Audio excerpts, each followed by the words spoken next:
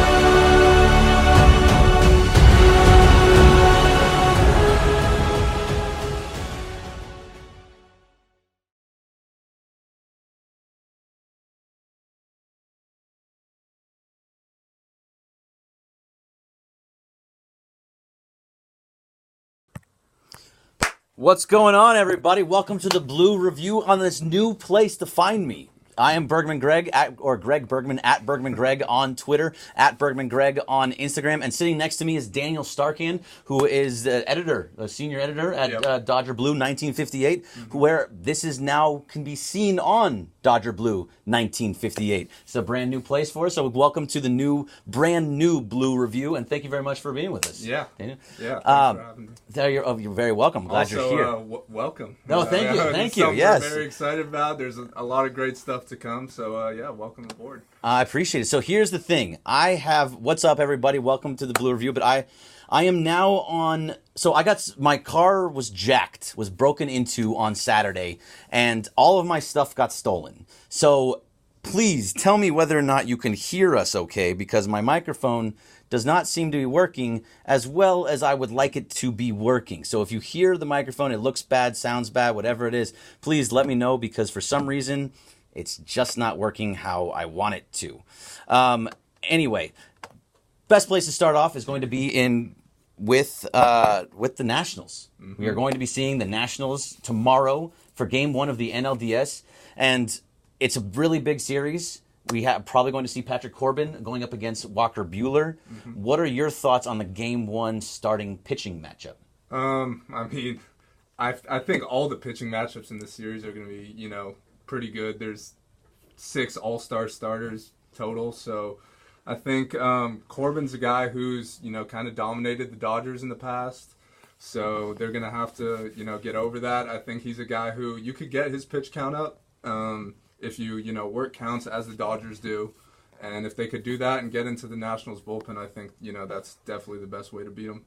Yeah, I think that's the biggest thing about what the Dodgers do. And so Mr. CRLS says, it's okay, you're always yelling. I'm just talking. Just naturally loud, I'm just excitable. I don't know what you want me to tell you. But anyway, this is what's interesting about this Dodger team and how they work, and why I think that the Nationals kind of play into the Dodgers' hands is because they can go deep into pitch counts. Right. They can take a pitcher, up to 30 pitches in that first inning, and then you're going to start getting into the bullpen, which the Nationals have a very bad bullpen. Yeah, worst ERA in baseball for the Nats bullpen. So those are the guys you want to be facing, not the Corbins, Strasburgs, and Scherzers. No, and we're going to see all three of them. We're going to see Corbin and probably Strasburg Game 2. Yeah, they haven't announced it officially, but yeah, I would assume Strasburg Game 2, Scherzer Game 3. It would make sense because Scherzer just went 5 innings, right. Strasburg went 3, but he only pitched like 30. Only 32 pitches or so. Yeah, he should be good to go for Game 2. Not going to be a big deal whatsoever. Mm-hmm. And also, so with that, they can go deep into counts in that especially in that first inning. It's just about whether they get the runs across in that first inning. Yeah. Because especially against a guy like Max Scherzer in Game 3, where he's going to go 120, 150 pitches. It doesn't matter for him. He just has an arm of steel or whatever you want to call about it. But, if you can get those runs across in that first inning, I think it's a really big deal. It makes a huge difference. Yeah, and I think we've seen it in past postseasons too, especially last year with the Braves. Jock came out and hit a leadoff home run, and that kind of sets the tone for the series. But even if they don't scratch in the first inning, the first couple innings, we've seen it this season where they're getting no hit through 4 or 5 innings, but they're working counts. and getting stress on that pitcher, and then eventually they'll break through. You know, we've seen it so many times. So. We have, but that's also how many times have we seen it in the year? Which is, I don't want to be negative. Well, anything, but, no, of course. But like if they go, they'll take a pitcher, 30, 32 pitches, whatever it happens to be in the first inning, and then that pitcher, they don't get anything across. And then the pitcher calms down, and all of a sudden he goes 6-7 innings and just throws fire the rest of the way. Yeah, and I think a big key, what we've seen all season, especially compared to last year, the Dodgers have been a lot better with runners in scoring position this season. They've never had a problem getting guys on base. It's just getting them in, and you know, hopefully compared to the 2018 team, they're a lot better. So they hopefully could scratch a few runs early. Yes, most definitely. All right, so let's get a couple of questions. This show is all about the people, so we like to get the people across and what they want to say. So it's Joey 2 times says, "Yo, Greg, I'm here tomorrow. I'll be there." Hey, I will be there too. Daniel, you will. I'm not going to be there for Game 1. Not going to be there for Game 1. I'll be watching though for sure. And I live tweet all the games from Dodger Blue, from our Dodger Blue account, Dodger Blue 1958. So I'll be there. I, answer questions if you got them, or I just, live tweet the game. So. Yeah, make sure to be on Dodger Blue 1958 tomorrow. Get all the best information that you're going to be able to find. I will be there. I'm actually going to be at the game. I'm going to get there early. I'll tell you where I am. I'm probably going to walk around. I don't think I'll be in the press box too much because I can't cheer in the press box. Yeah, if I can't cheer in the press box, I feel like it's a complete waste for me. So, I just want to make sure that I get to be down with the people and not that I'm anything different, but I like to be down there with everybody. So come meet up and just hit me up on Twitter or whatever, and I'll tell you where I'm at. We can get a beer because I can't do that up in the up there. AJ Taps 96 says, "Is Kershaw basically guaranteed for Game 3?" And I don't think so. I don't know where let's go through just your games 1, 2, 3, because we know that Hill's going to be the Game 4 starter, and Buehler's going to be the Game 1. What do you do with 2 and 3? Honestly, you could go either way. When I came out with my predictions, I had Ryu in Game 2 and Kershaw in Game 3, and I think that makes the most sense just because of how good Ryu's been at home. And Kershaw, he's pitched so many postseason games. He's had great starts at home, bad starts at home, great starts on the road, bad starts on the road. So I think he's comfortable pitching anywhere.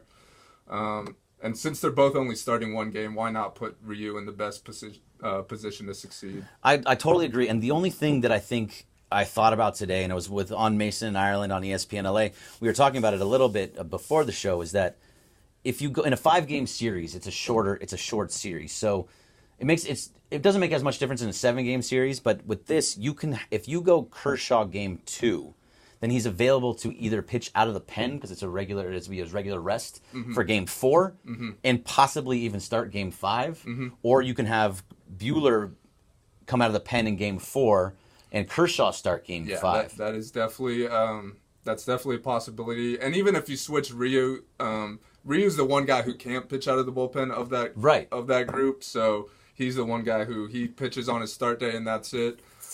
So even if you pitch Kershaw Game 3, then that takes him out of starting for the rest of the series. But he could potentially relieve in a Game 5, and Buehler's going to be starting that with Hill starting 4. So I mean, if you got obviously all your relievers at your disposal, and then for a potential Game 5, if you need more relievers in Game 4 with Hill probably only going 4 or so innings, then you have Buehler and Kershaw lined up for Game 5. Right, which makes sense. But if you put Ryu in the Game 3 spot, he's done. Yes. That's it. Yeah. If Ryu's in Game 3, he cannot pitch again for the entire series. Right. So that's where it starts to get a little bit interesting.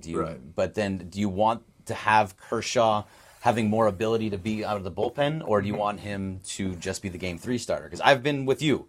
I think Kershaw on the road, Game 3, which is technically another Game 1 all over again. Right. I think that makes more sense to me. Yeah. I would rather have Kershaw on the road because he's been there before, and he knows how to pitch against the Nationals specifically. Yeah.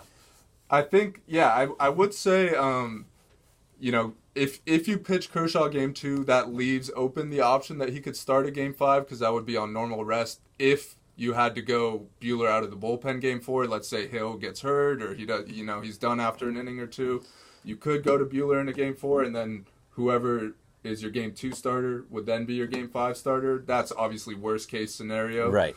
But those are all the things that the Dodgers are considering right now, and I trust them to make the best decision. They know their guys. I think that's the biggest thing right there is that do you trust Andrew Friedman and Dave Roberts? And I don't know how many tweets and people coming on to these post-game shows and saying that get rid of Dave Roberts if they don't win the World Series. Don't re-sign Andrew Friedman if they don't win the World Series. I think that's bananas to not do that. You have a guy in Dave Roberts that has gone to 2 straight World Series, first of all, and he went to an NLCS the year before that. Yeah. And he has 2 100-win seasons in his pocket already. And Andrew Friedman, the only thing he's done is built up the farm system to be one of the best in baseball. While also maintaining a division winner every right. year. Yeah. So getting rid of Andrew Friedman makes zero sense to me. No, yeah, I don't know. But so I'm not that guy, but some people are. What are you going to do about it? I guess I see where those people are coming from. It's been 31 years now since we won a World Series. You want it now, but I think they got the right guys in charge. And at the end of the day, it's up to the players to get it done on the field. Right. I mean, you can only put them in the best position to succeed, and if they don't succeed, then they don't succeed. Yeah. I mean, anyone who could put together a team that wins 106 games, you're doing something right. Right. So with that, what do you think about this? Because it is a little bit different. You have Andrew Friedman and Dave Roberts, and I maintained last year that Dave Roberts kind of does whatever. I'm going to say it nicely. I'm going to put it the nicest way possible. Kind of does whatever Andrew Friedman wants. Yeah. Do you agree? Do you think, before the game starts, do you think that, or in the middle of the game, do you think that Dave Roberts is making every decision, or do you think that Andrew Friedman has kind of like a bat phone or on the computer with some guys in the bullpen? I mean, obviously I don't know any of this for sure. Okay, this is all speculation. Yeah, I have no all intel, speculation. But I do think they go through and kind of script the game, go through right. different scenarios, how, who go to this guy in this situation, this guy in this situation. But I think during the game, it's all on Dave Roberts as far as I don't think he's getting calls from, upstairs in the 5th inning saying, get Pedro Baez hot or anything like that. But I do think they go through a lot of scenarios and give their input.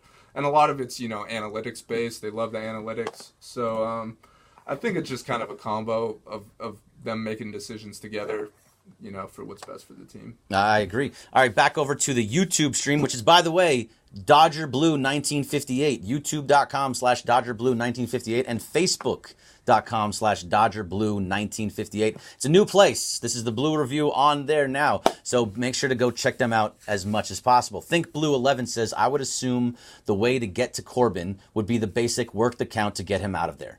I love Dave and Friedman. They've done a fantastic job. So, yeah, I basically agree with how it works with Corbin. So I think one of the things, I'm not a stat guy. I like stats, but only to a certain extent because I think it's boring. And the people that are listening, when they hear a 952, like .952 OPS, there's like, I don't know what the hell you're talking about. So, but I think this is an important stat. The Dodgers in baseball are 3rd in Major League Baseball with pitches 96 plus.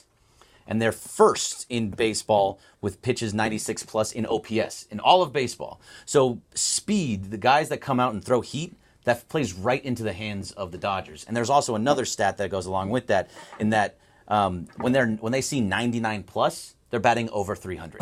Wow. Which is a huge stat for me because when you get to the postseason, everything speeds up. Yeah. Guys are just throwing heat. Every team's got, guys coming out of the bullpen or even starters nowadays. If you look at, there's so many starters throwing 97, 98. So they're going to see plenty of velocity. So, that's Absolutely. good to hear for sure. Walker Buehler is one of those guys. He likes to throw 99 miles an hour. Yeah. Dustin May was hitting 100 on the radar gun the other day. So Daniel Hudson likes to throw some heat.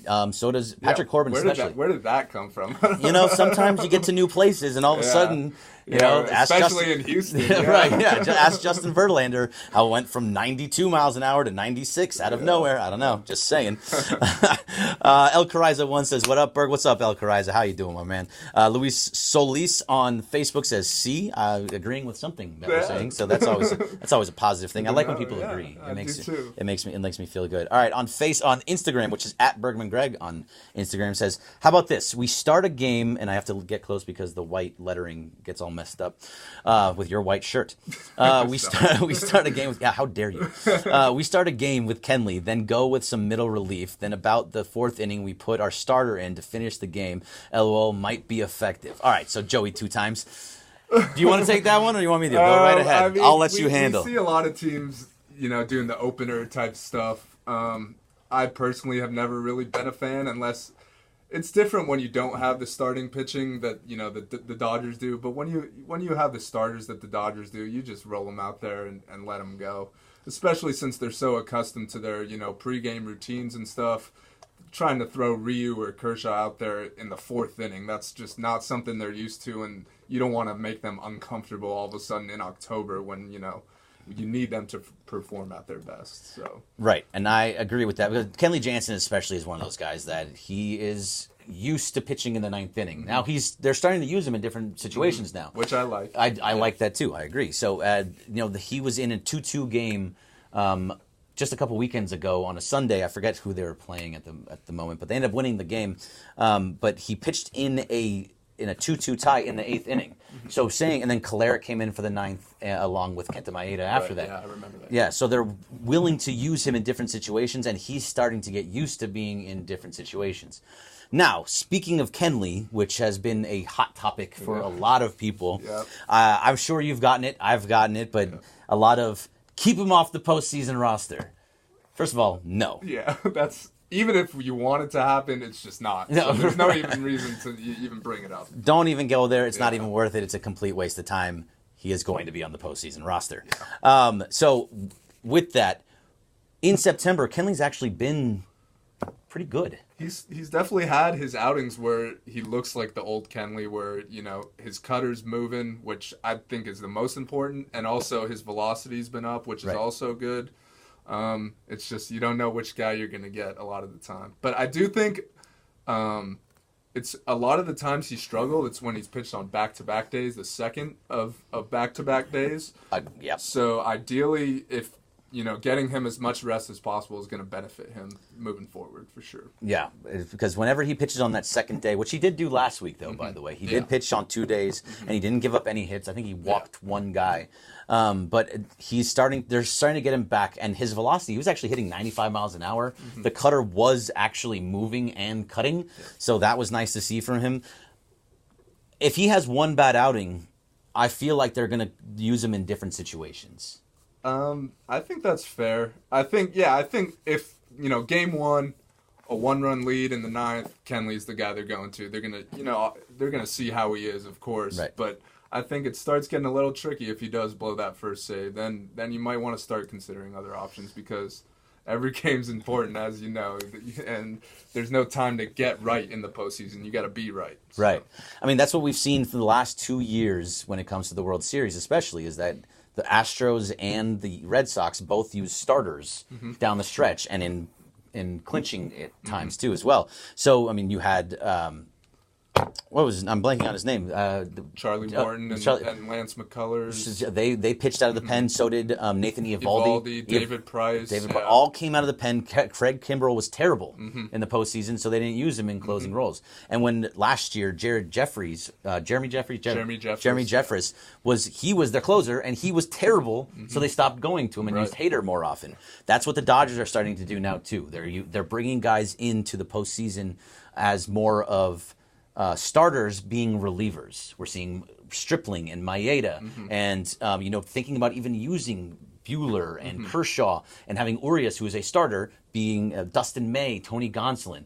I think that's another big thing that the Dodgers are seeing. Like, look, this is what worked for other teams against us. We need to start doing that as well. Yeah, and Andrew Friedman actually talked about that a couple weeks ago. Just more of the whole staff mentality as opposed to starters and relievers. And I like that. I like having kind of an all hands on deck type of thing where you could go to anyone at any time, and the goal is just to win that game today, and we'll worry about tomorrow. Yep. I think that's the right way to go. All right, we have Viva Sebastian. This one's for you. What's up, Daniel? Love your work, man. Keep it up. So you're getting some shout-outs, getting some love from Viva Sebastian.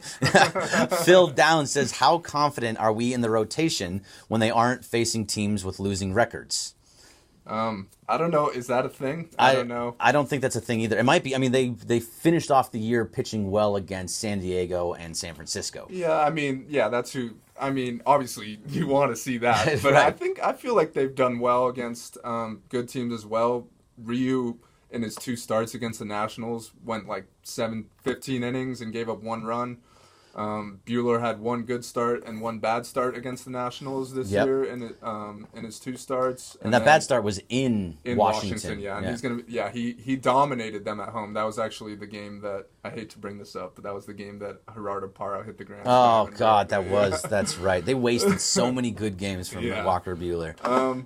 And then Kershaw pitched once in DC and went 6 innings, 2 runs. So I don't know if that's really something that is all that prevalent. I feel comfortable with the guys we're going to be trotting out there. Yeah, I think of the guys that you're trying out, Buehler, who pitched in game 163 last year. He pitched in big games all last year. Game 7 on the road against the Brewers. Right. So huge matchup. And I think it was Hill that got the win because it was game 3.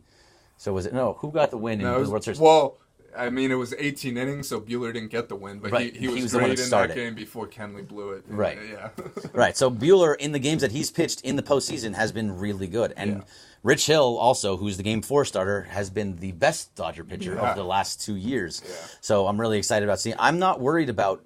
I mean, people worry about Kershaw and people worry about Rue, but I think that they have their. This is one of the best pitching staffs in baseball.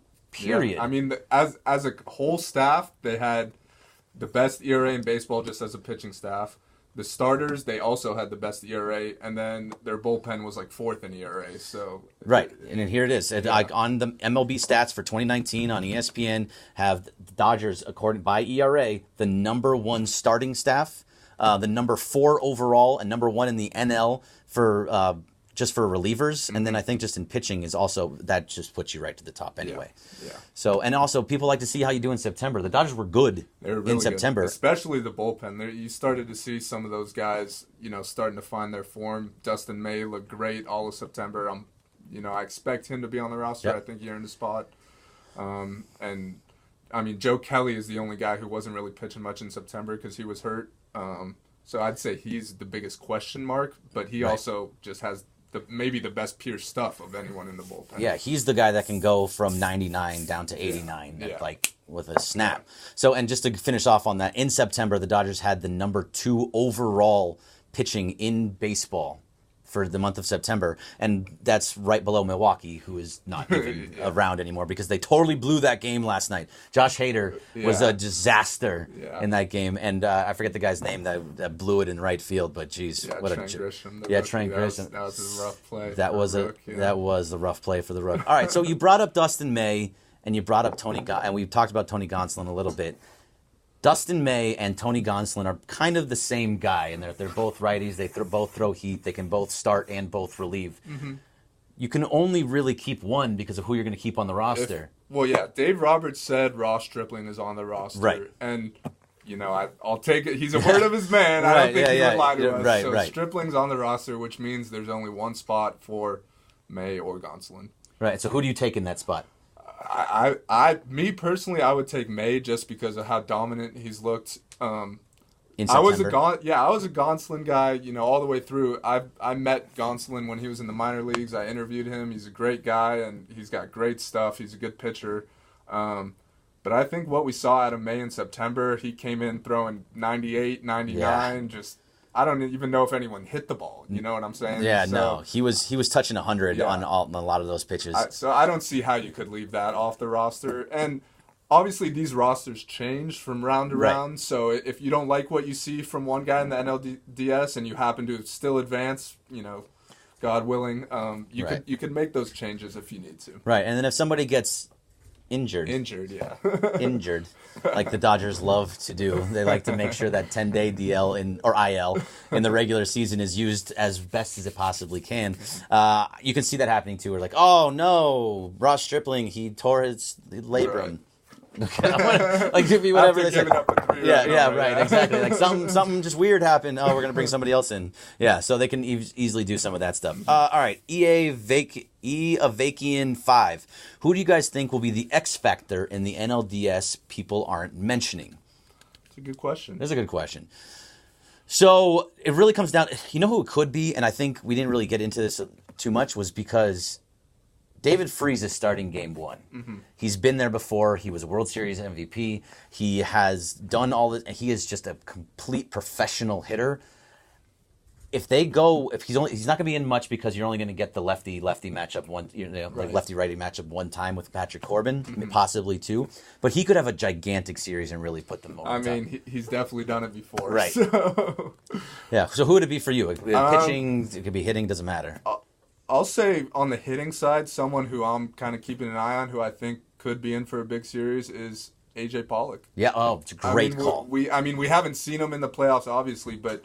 As far as Corbin goes, he knows him. He was teammates with him in Arizona, so he's familiar with him. And he's been the team's best hitter against left-handed pitching. Destroys lefties. All season long, yeah. He's got an OPS over 1,000 against lefties. So I think you could see him, hopefully making a big impact if the Dodgers go on to win the series. Yeah, A.J. Pollock, a lot of people that at the beginning of the year were very disappointed that A.J. Pollock was one of the guys that got brought in to the Dodgers, and they got rid of Puig. And now Puig is with Cleveland, and he's doing his thing. And he had a good second half of the season, but he was a nut, man. Like he just didn't fit. Justin Turner talked about how they got rid of certain guys that was hurting the chemistry of the team, and now this team just seems so happy and workmanlike, and just everybody seems to just get along, which is nice to see.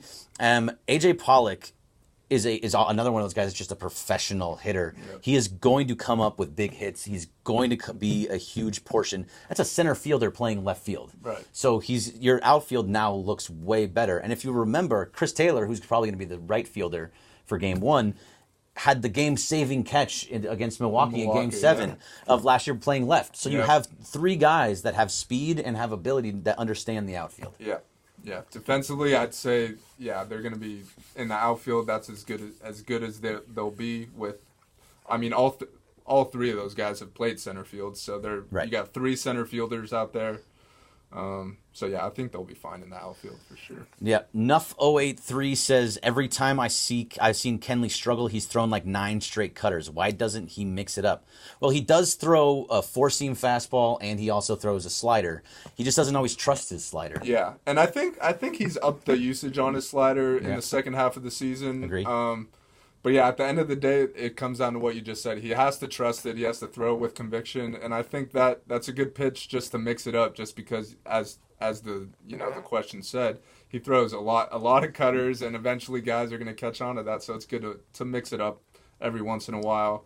But even at the end of the day, the cutter's still his best pitch. So that he's going to ride that, as long as he can. Right, and it is his best pitch. That's what got him to where he is. It's what got him to 300 saves. It's like 1,000, 3,000 strikeouts, whatever it happens to be. I think it was 1,000, but 1,000, it was 1,000, and he's going to throw that. The problem is that when he's missing on his cutter, he's missing badly, and it's being left over the plate. It's only going 92 miles an hour, and it's at not cutting a straight fastball at 92 miles an hour down the middle of the plate is going to get demolished. So if his cutter isn't moving, if he's not on with his slider, if he's not mixing in the 4-seam fastball to keep guys off balance, you're looking at a bad outing. And I think with Kenley, a lot of the time you could tell within his first few pitches if he has it or not. So it'll be interesting to see if he comes out and he doesn't, his velocity's down, his cutter's not moving as much. It'll be interesting to see if they maybe make a proactive move and make a pitching change there before, he gives up the 3-run homer. Right. Think Blue 11 on YouTube says, if we go by my MLB The Show first round, which, is completely true. It's scientific. MLB The Show for you, I think Blue 11 is very much the scientific way to go. Says that the show first round, it was AJ Pollock. He hit like 4 home runs in the opening series. You know what? I love it then. We're going with whatever Think Blue 11 has to say. You keep playing that MLB The Show and keep go all the way through the playoffs and get through the World Series and have AJ Pollock be the MVP. I'm down with all of that. That works. Yeah. Oh, here we go. I knew it was going to come up here. We got R3N3-_O says bench Jansen. That's not going to happen. Yeah. Jamie D0617 on Instagram says Dodgers taking this series in... What was that? 4 games. Go Dodgers. All right. I mean, I think we can do that. If you want to go, we can, before we start getting into it a little bit deeper, which we've been going anyway. What is your prediction for this series? I think if the Dodgers come out in Game 1, like the team they've been all season and they come out and punch them right in the mouth, I think it could be a 3 or 4 game series. But if you let the Nationals hang around and kind of like last night where the Brewers took an early lead and then they just kind of stopped scoring, and the Nats are a team that, a lot like the Dodgers, they come back a lot late in games. So I think if the Dodgers come out in game 1 and play their best baseball, I think a sweep is not out of the question, obviously, but I'd say 4 games sounds about right. I'm going to do it. I'm going to say it. It is going to be a sweep. I don't believe in this Nationals team at all. I watched that game last night just like everybody else. All of you guys did as well. I saw them swing at every single high fastball that came their way. Yeah, they're one of the most aggressive teams in baseball. Yeah, they're a very undisciplined team, which goes right into the Dodgers pitching staff's strengths. Absolutely. I think that they can get deep into the pitchers' pitch counts. So that means Strasburg, Scherzer, and Corbin will all be out of the game, hopefully by the 5th or 6th inning, and then you get to that terrible bullpen that they have. That's the goal for sure. I think you can do all of those things, and if as long as they play the way that they play throughout the entire year to get to 106 wins, I think they're just a better team all around. Pitching, hitting, defense, patience, all of it favors the Dodgers in this series. I think they're going to sweep them. I just don't trust this Nationals team. That's fair. I mean, and we don't want to sound too overconfident here, but I mean, tell the truth. It's a 106 win Dodgers team. Right. If the Nationals win the series, that's definitely a pretty big upset. Right. Taylor Spencer 4414 says, how do you LA will do in the NLCS if they face the Braves? I'm not going to go there. When we get to the Braves in the NLCS, we'll get there. I'm not going to go jumping ahead into the World Series against whoever it's going to be. Right now, there's a game tomorrow. Where the Dodgers are playing the Nationals. We are going to take this like we are actually on the Dodgers, right? We're taking this one game at a time. We can make our predictions, but I'm not going ahead into other series because that's way, way, way too early. I will say one thing. You can't count out the Cardinals. That's a tough team that the Braves are going to have to play. They're going to have to face Jack Flaherty twice, which he's given up nothing, 3 runs in the second half. Right. So I mean, I don't think you could count out the Cardinals in that series. I agree with you. All right, before I get to a couple more questions, there's some from Facebook, there's some from YouTube, there's some from the Periscope. I do want to say that now we are back in the playoffs, and this is strictly for me, so sorry about that. Yeah, just letting you know. All right, so starting tomorrow on Twitter, @BergmanGreg, I'm going to go back to what I did last year. I'm going to give away stuff. I like giving away things to people. You're going to get a Dodgers bobblehead. You're going to get an ESPN prize pack. There's also other fun stuff that we're going to be giving away. I'm going to try and talk to maybe other companies and see if they'll give me some stuff to give away as well. But I'm going to be giving away, and just so go to @BergmanGreg tomorrow, @BergmanG. whatever, all that. Bergman and Greg. It should be pretty easy to find. And all you're going to have to do is just going to tell me you're going to have to just choose what happened, the exact stat line for whoever is starting pitcher that night. So tomorrow, Walker Buehler is starting tomorrow night. So you're going to have to tell me how many innings he goes, whether it's 6.2, 6.1, 7 strikeouts, 1 earned run, all of those things, 2 walks. I want the whole stat line, and whoever is closest at the end will win the entire prize pack. So we're going to be doing this on Twitter tomorrow, @BergmanGreg, @BergmanGreg, and hopefully we'll get Dodger Blue to retweet that for me too. Yeah, thank you, man. Now we're family. We're for family. the fans. Yeah, exactly. So if you guys want to give stuff away, we're not going to say you have to. I'm just saying if you want to, you can. And then one other thing that I want to mention is I got this hat right here and I got this shirt right here. So this hat is a Los Angeles Sangra Azul, which means Los Angeles bleeds blue. And I got the what does it say here? It says, "We're nasty. The boys can hit," which was from Alex Verdugo, who said that after a game-winning hit earlier in the season. All this stuff @Bleed Los. Bleed Los, you get all your great stuff. Right now is the time to go get it. Playoffs start tomorrow. If you haven't gone to Bleed Los now, you're way too late. Go there now. Go get stuff from them. You get these get great hats. You got great shirts. You get everything that you need. They got a Hit It Into the Ocean from Max Muncy. They got a Walker F. and Buehler shirt just for tomorrow's night start. They have a Belly Bomb shirt. Everything that you need, they got at Bleed Los. So please go over to Bleed Los and make sure to get some of their stuff because there's a ton of great stuff there. All right, that was just my little PSA that I had to throw out there as as well. But I got Dodger Rebel, who, by the way, Dodger Rebel, if you guys have never been on these post games before, has always been like, me and him have always been on point with everything that we say. Everything. I'm always like, I agree. And most of the time I'm saying things like, well, no, because. But Dodger Rebel says Dodgers are just a different team in the playoffs. They're going to score a lot of runs. I mean, that's not. It's not exactly what I was saying, but yes, totally agree with that. All right, so let's go over to the Facebook, since there is some Facebook people that want to talk. From Dodger Blue 1958, Jermaine Armenta says, any updates on Justin Turner to see if he's fully healthy? I'm glad Seager wasn't hurt in the accident. He was involved. Yeah, Dave Roberts actually did give an update on Turner. We didn't see him much in the back half of September. Missed the last 5 games. Yeah, he was dealing with first an ankle injury, then a back issue.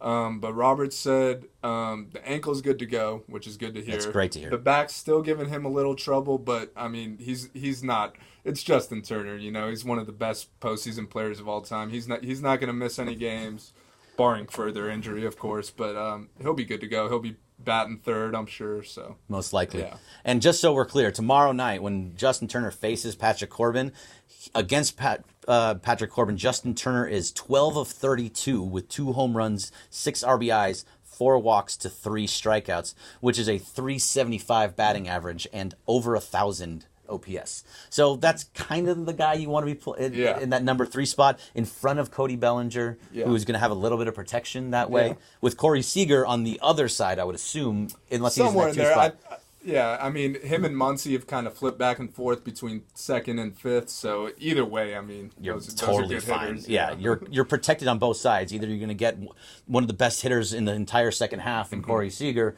and batting behind you, or you're going to have Max Muncy and his 36 home runs behind him. So you got protection on the front and back end. And I am a bit curious to see what their lineup looks like against the lefty. I feel like it's pretty self-explanatory against the righty, but they've had a bunch of different guys leading off against lefties. It might be Pollock, it could be Taylor, even Freese has let off some. So I'm curious to see how they're going to construct that lineup. I think that's an interesting point, because Pollock, I assume Pollock is going to lead off. If I had to guess, yeah. Right, I would assume Pollock leads off, and then I actually think you go Freese too. It's definitely so you go another righty. Something that I personally would do that they're not going to do just because they haven't. I would just move up Turner and Bellinger. And go Turner 2nd, Bellinger 3rd, and then slot in Freese 4th right behind Bellinger, and then Muncy and Seager right after that. It's not bad.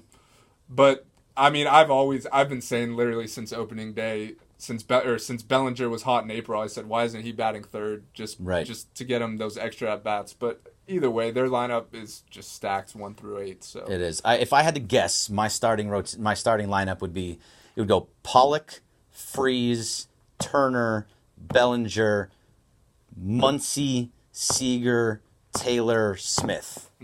That sounds about right. I think that's probably. I don't think you had 3 lefties in a row. Maybe they switch one of them just to. Maybe. Yeah, but I don't even think the Nationals really have any lefties and like devastating type lefties in that bullpen. No, I mean, so it's not a huge concern. Right. I think there's exactly the bullpen's not going to be an issue, but there's the 3 lefties.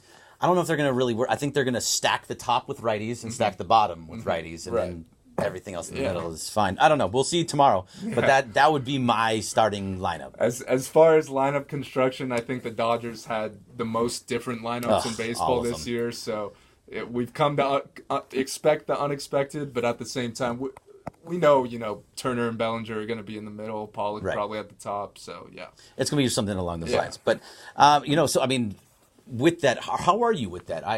A lot of people think that go through the old school way of thinking when it comes to baseball, and that everybody should have their specific role. A leadoff hitter should be fast. You have to be in the same position every single time in the lineup. What is your thoughts on that? Are you more analytic where it doesn't matter, or you want to see more regularity?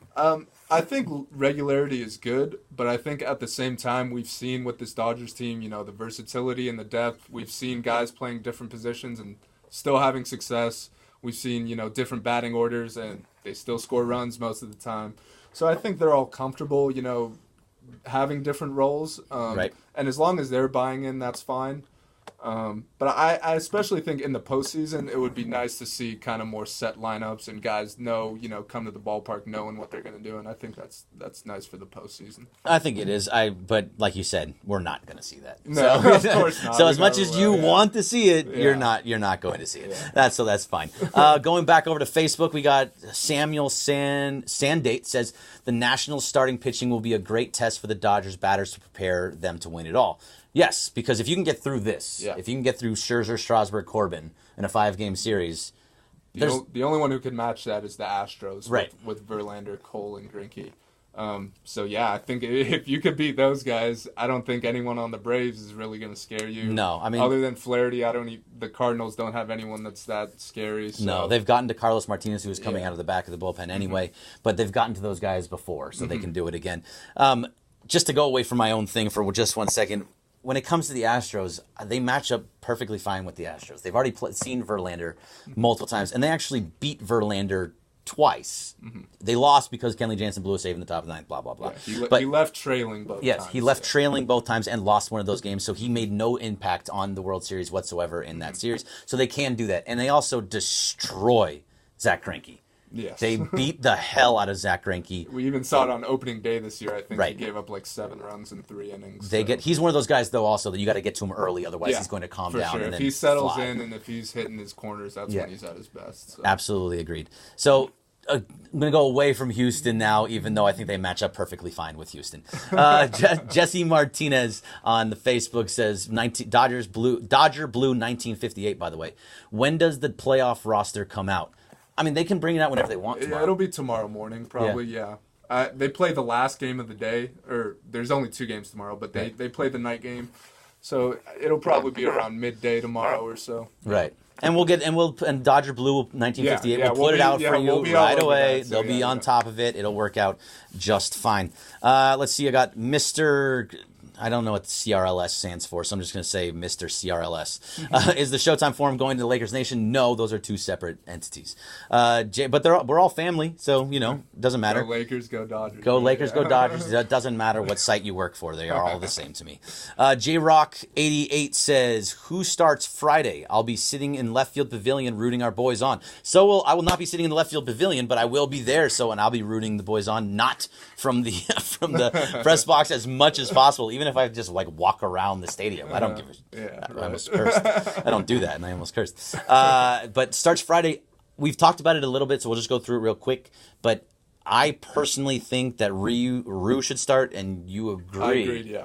You agree. I agreed with that. But there's, what's his name? Ken Gurnick from Dodgers.com speculated that it would be Kershaw in Game 2. So if it's Kershaw in Game 2, that's because they want to use him more as a back end of the bullpen in the games 4 and 5 type situations.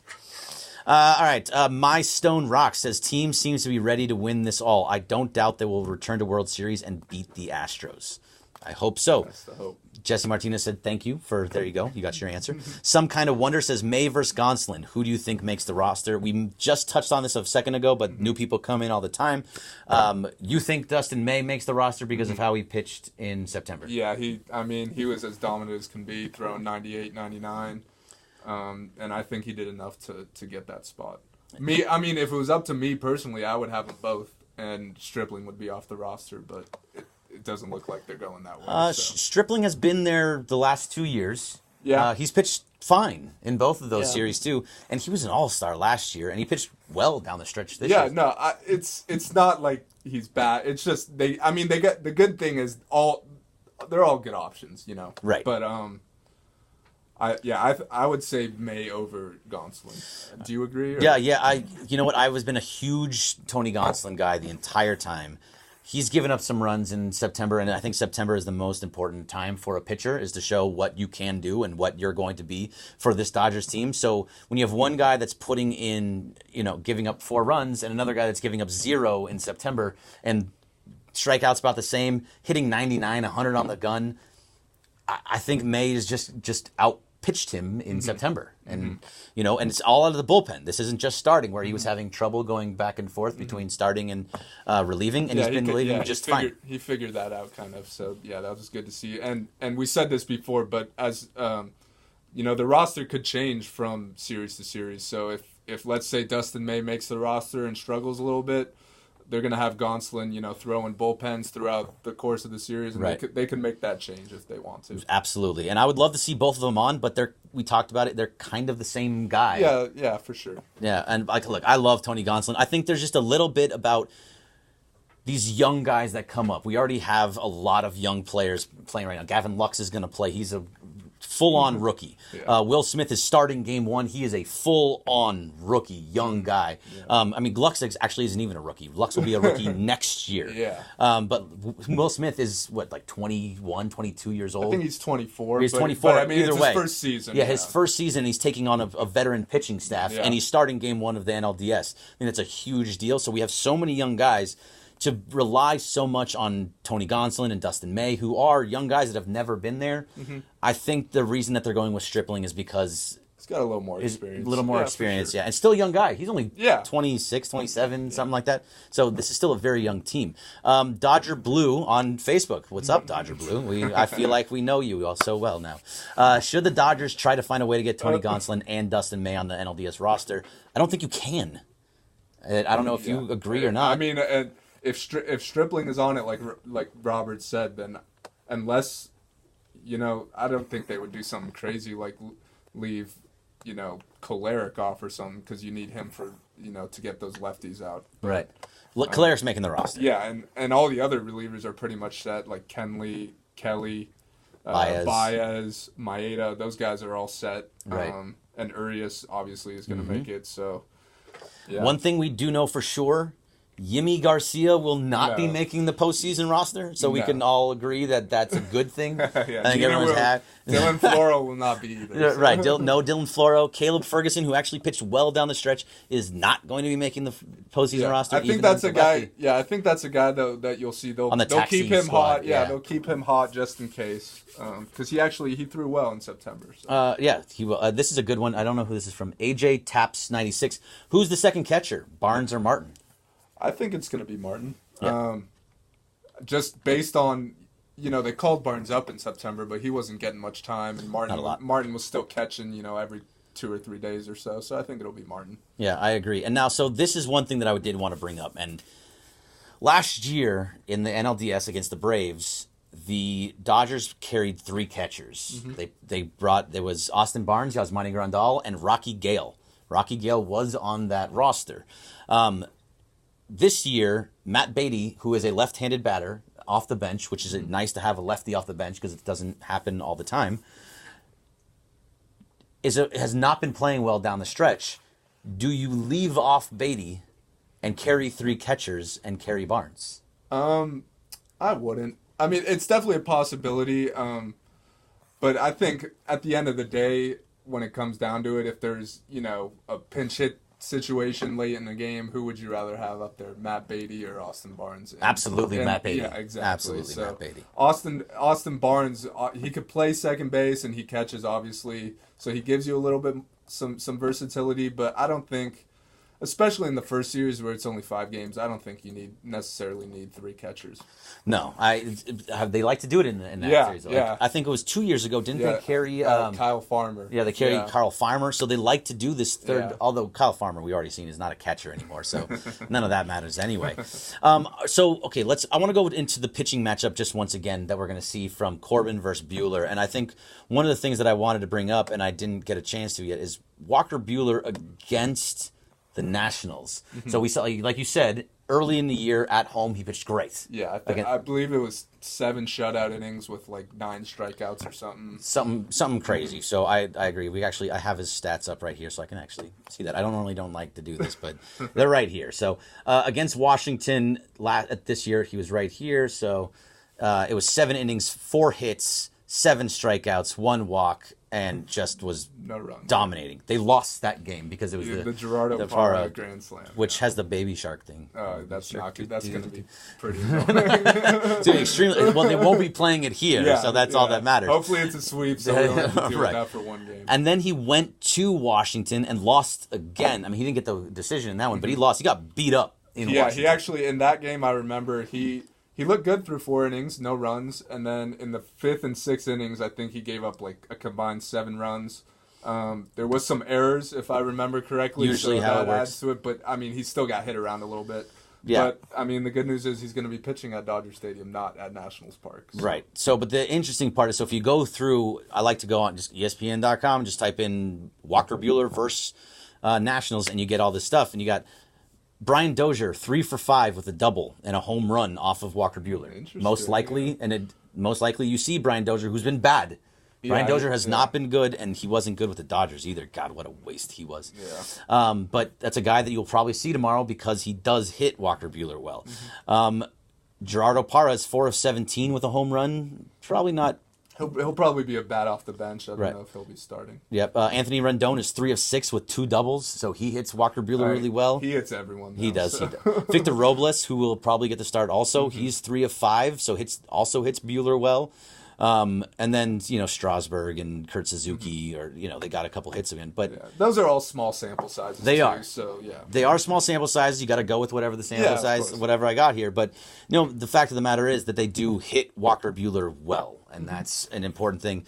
Although when it gets to the postseason, It's a different ball game. different ball game, and Walker Buehler is a different ball game. Oh, yeah. Like him, we talked about it early, but 163, he was lights out in Game 7 again In Milwaukee. in Milwaukee. Yeah. Lights out. He pitched great against the Red Sox in the World Series, Yep. even though they went 18 innings. So a bunch of guys. The numbers don't really look good for Walker Buehler against the Nationals, but I think that we're still okay with it. Yeah, I don't think that's too much cause for concern, Right. On the other side, Dodgers versus Patrick Corbin. We talked about Justin Turner just a little bit, but he's 12 of 32, 3 home runs and 2 home runs and 3 doubles. So he does hit Corbin really well. Nobody else really does that well. I was just gonna say Corbin in his last 5 starts against the Dodgers has like a 0.59 ERA. So I don't think anyone other than Turner really hits him that well. So that's why I think, as we said earlier, the key is going to be, working those pitch counts, getting him out of there, by the 4th or 5th inning if you can, and getting into that Nats bullpen. I agree. Esneri says, how do you think the offense will do against the Nats? So we were just kind of talking about that. I think overall, the offense is going to be just fine. I think they're going to look like they have been throughout the entire year, which is one of the best teams in baseball with runners in scoring position. Right. One of the best teams in baseball with 2 outs, runners in scoring position, and 2 outs, 2 strikes, runners in scoring position. They're the best team in baseball. Yeah, and I think this team, compared to years past, they've been less prone to strikeouts. Whereas obviously we saw last year when they struggled in the postseason where everyone's just striking out. We didn't see that much this year, which I think is good because, the more you put the ball in play, you're moving guys over, situational hitting, I think that's what leads to success in the postseason. Right. And now, so Al's Acoustic says, what about Verdugo? He's from the updates that Dave Roberts Right. has given, he's obviously out for the NLDS. He's not going to be on the roster, but he is progressing. And the hope is that he could potentially be on an NLCS roster if they make it. Okay, let's say he's completely healthy for the NLCS, and the Dodgers make it to the NLCS. Do you put him on the NLC roster? I think just because you could kind of easily replace Matt Beatty, I think you do. Okay. I might be hesitant to start him just because he hasn't played in so long. Exactly. I think that's the biggest But thing. as a guy off the bench, a defensive replacement. Obviously, he's a great outfielder. Could run a little bit, so maybe even a pinch running situation. He's a better runner than Matt Beatty. So if he's healthy, and that's a big if, I would put him on the roster. Right. What about you? I don't think I would. I think I'm going to do the opposite. That's good. I think because Matt Beatty has been playing throughout, and is that lefty bat off of a bench who's been there. He hasn't been there before, but has been around. I don't trust a guy that took a long time to heal. He was supposed to be back like a month ago, Yeah. and he never was able to, and he wasn't even swinging a bat until a couple weeks ago. Yeah. So for that, I just don't feel like that gives you. I'm sorry, Alex Verdugo, but I'm expecting you to be there next year. And that's completely fair. And I think I will say if let's say Matt Beatty goes 3 for 5 in the NLDS or something, and the Dodgers sweep, I don't think you make a change in that scenario. But if you see Matt Beatty have a few big strikeouts in big situations, then and Verdugo's healthy, then that's where you maybe look to make a change. Right, and I think that's, I basically agree with that. You're splitting hairs either way. They're both solid players. Yeah, they're both solid players, and they're going to be just fine no matter what they do. S. Neri says, I've been having the unknown feeling in me whenever someone talks about this postseason. It's a feeling I didn't have in 2017 or 2018. I don't know if it's good or not. Do you have that same feeling, that unknown feeling? I mean, I kind of have that every year just because it's the playoffs Right. and anything could happen. I don't know if it feels any different this year than last year, other than that they have lost in the World Series 2 years in a row, so that Right. kind of adds a little bit of extra pressure. But, I mean, I think they're ready to go, and they're, we all want them to win, but they want to win, just as much, obviously. So Right. I feel like this year is just different. I think this is the best of the three teams that we've seen, just in every single way. I think they're pitching better. most complete team. Most complete team. They just all get along. They understand each other. They play great defense. We don't have to worry about Yasmani pass ball. So guys like that. We have a good defensive catcher in Will Smith. How about him hitting a homer off Scherzer? Oh, I know. Like, where was that the last 2 years? I know. Well, we don't have to see him because Yeah, if he would have yeah. hit a home run off the Dodgers, I would have lost my that would have freaking been, mind. Yeah, that would have been the worst. He would have, but also, if a ball was coming in from left field, he was not going to catch it. It was going to go right past him because he's a terrible defensive catcher in that sense. He's actually really good at framing. But Yes, one of the best. Yeah, he is, if not the best. Yeah. But look, he was an all-star. Good for him. Blah blah blah. Sully says 2019 is different, and I agree. It's just a different feeling. It's just a different year. I'm excited for tomorrow. I think last year I was a little bit more nervous because they had to fight to get into the postseason. Yeah. They didn't really have to fight in 2017, but they had that 11-game losing streak. Yeah. That we were like, all right, guys. Yeah, started figuring it out. Yeah, started questioning everything about them. Right. But this year was just different where they had a great September, which I think was one of the best Septembers they've ever had. Yeah.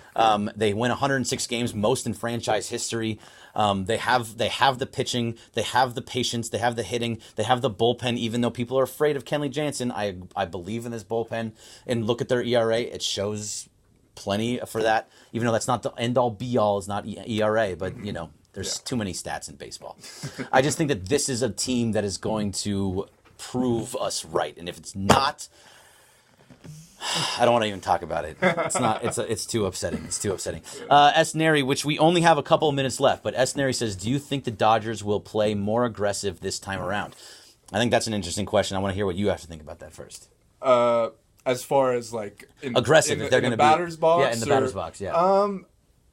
I think a lot of the pitcher kind of dictates that.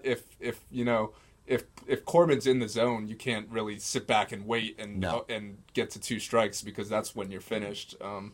But if he's, I mean, we've seen it especially with Corey Seager. He loves going after that first pitch, and if it's there, I think that might be the best pitch you're going to see. So you kind of gotta have to go after it. But I do think they're going to try and work pitch counts and hope just because of how bad the Nats bullpen is.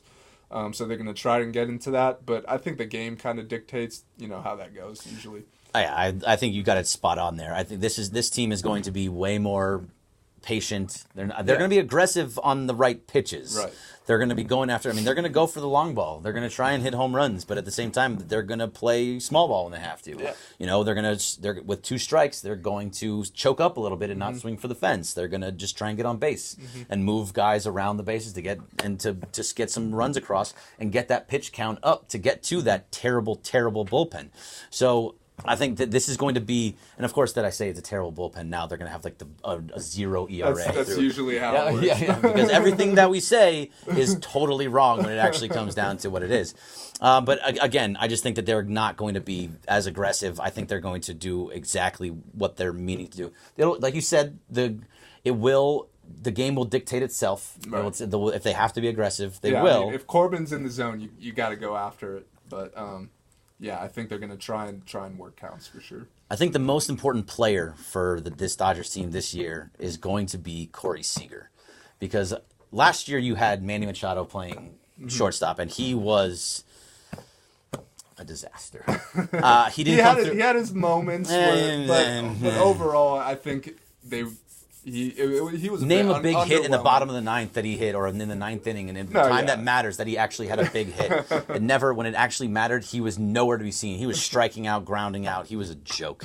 Either way, Corey Seager, on the other hand, is way different than him. He was a guy that when I did that whole pitcher versus batter thing, he always hit like 400 against guys.